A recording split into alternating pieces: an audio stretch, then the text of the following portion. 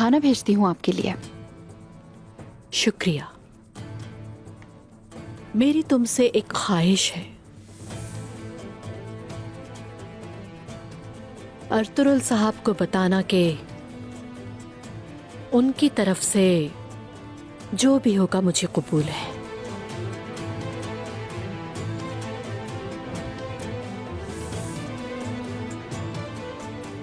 लेकिन उन्होंने मुझे इस पिंजरे में डाला और मुझ पर उस्मान को जाल पे फंसाने का इल्जाम लगाया।